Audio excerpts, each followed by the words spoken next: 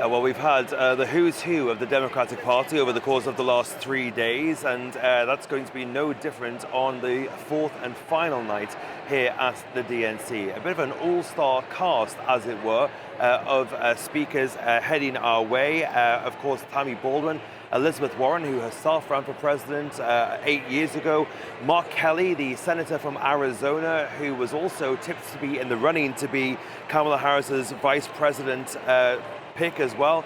Another person who was also meant to be in that list, Roy Cooper, the governor of North Carolina, who dropped out of the race, is also going to be speaking. We're also going to be hearing from some Republicans who have potentially not crossed the aisle per se, but definitely don't want Donald Trump to get back into office. Adam Kinzinger is, of course, was on the January 6th Select Committee, and he will be speaking as well, no doubt, talking about his time on that committee and the threat that he believes Donald Trump poses to democracy.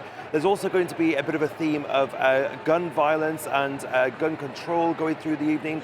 Mark Kelly's wife, Gabby Gifford, who was shot at a political rally about a decade ago, will also be speaking this evening. And we're also hearing that there's going to be a couple of musical guests who are going to be at the event tonight. One person who I have had confirmed to me is Pink, pop superstar Pink, and there is one more person who is yet to be confirmed by Democrats. Sources close and also rumors everywhere going around the DNC at the moment. It's kind of down between two people, Taylor Swift and Beyonce, but given the fact that Beyonce gave Kamala Harris the right to use her song Freedom as her battle cry, my money is that the Queen herself will be at the DNC this evening. And it's a big night for Kamala Harris, who will be giving arguably the most important speech of her life. What can we expect from her address? Yeah, Kamala Harris is likely to strike a tone of celebration, of party unity, but also to try to enlarge the tent to bring those people who potentially are being alienated from the Republican Party, those independents as well, those people that are really, they think, are going to get the Democratic ticket across the line in November. She'll be trying to strike a tone to bring those people into the fold as well.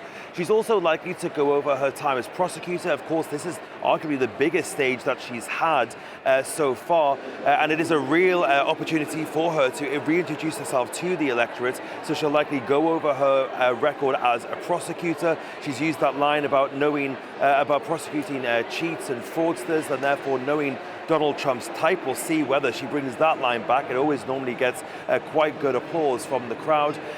She could also touch on some of the policy issues that she's already outlined.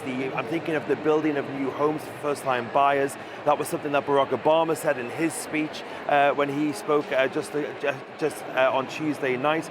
So maybe some policy notes, but nothing too heavy. We think she's going to be laying most of that out in the weeks to come once the DNC high has passed, and then she can focus more on the policy in the weeks that follow. So maybe more of an emotional kind of speech, something that she can get to make people understand who she is and what makes her tick, and basically try to get the electorate on her side. That's what we're expecting tonight from Kamala Harris.